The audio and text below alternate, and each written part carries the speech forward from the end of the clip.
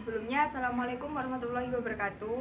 Perkenalkan, nama saya Ida Nurarista. Saya dari kelas 2 C Agribisnis. Di sini saya akan menjawab pertanyaan nomor 1. Soalnya, pada dasarnya, alat dan mesin adalah mempermudahkan pekerjaan manusia dengan berkembangnya teknologi dan revolusi industri 4.0, menjadikan manusia kurang memiliki peran karena semua telah dijalankan secara autonomous. Hal ini tentu mengakibatkan pengurangan tenaga kerja, sementara manusia sendiri membutuhkan pekerjaan untuk keberlangsungan hidupnya. Bagaimana pendapat Anda? Pendapat saya, revolusi pembangunan 4.0 di kemajuan zaman sekarang cukup penting, terutama bagi anak muda yang masih harus bersaing di dunia kerja. Karena adanya robot, posisi manusia akan digantikan dan banyak pengangguran. Pendapat itu terlalu pesimis.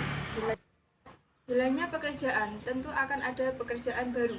Dengan pembekalan perihal revolusi 4.0 meningkatkan inovasi dan kreativitas untuk bersaing dalam pekerjaan. Pengembangan skill sangat dibutuhkan untuk menghadapi revolusi ini. Jadi, kita harus bisa berpikir kritis, masuk akal, dan membentuk strategi dalam bekerja. Memiliki kemampuan untuk mengatur, memimpin, dan memanfaatkan sumber daya manusia secara efektif. Bekerja sama dengan orang lain, memiliki kecerdasan emosi untuk mengatur, menerima, serta menilai diri sendiri dan mampu bernegosiasi dan meyakinkan orang dalam aspek pekerjaan. Akan menunjukkan bagaimana cara menjalankan kontraktor.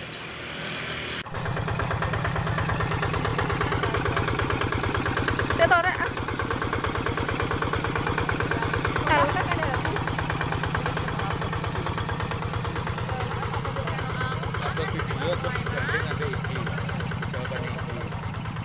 jawabannya iki jadi enggak jadi enggak video lagi ya enggak video lagi videonya ya cuma